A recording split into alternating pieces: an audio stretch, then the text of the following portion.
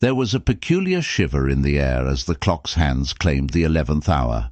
In the quiet corner of Hogsmeade, a figure emerged from the shadows, as if woven from shadow itself. His name was Ludo Scrimgeour, an ordinary townsfolk by day, and an alluring antagonist when the moon claimed the firmament, a man who stood apart not by title, but by his deeds. His skin was pale, an eerie contrast to his midnight blue clothing that clung to his lean frame, his hair the hue of an obsidian night. A thin, sharp nose centered his angular face, giving him the predatory look of a hawk, and his eyes, stormy grey, always held a glint of an untold secret.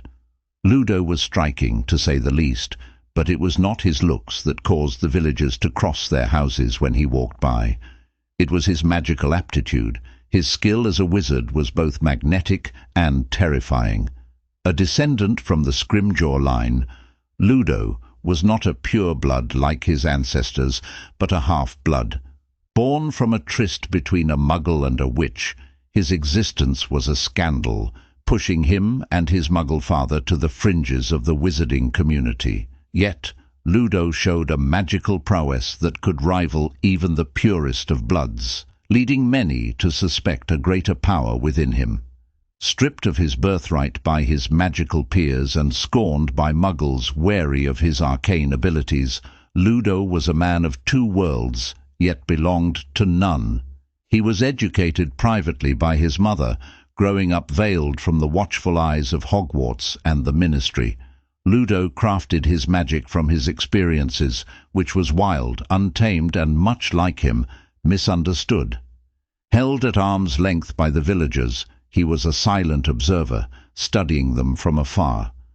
This isolation turned to bitterness, simmering quietly in the recesses of his heart, as Ludo spent his days running the town's apothecary. Yet, when darkness fell, he turned into a semblance of a man with a cause, using his magic in ways that were questionable at best and sinister at worst.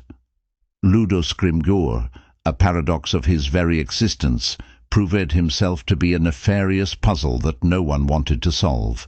His solitary figure, standing in the luminescence of the moon, was a grim reminder of a man propelled towards darkness, not by his birthright, but by the alienation fostered by those around him. Tonight, like every other, he lurked in the moon's glow, the pale light casting long, ominous shadows, as the sleeping town bore silent witness to yet another chapter of Ludo Scrimgeour's clandestine witching hour.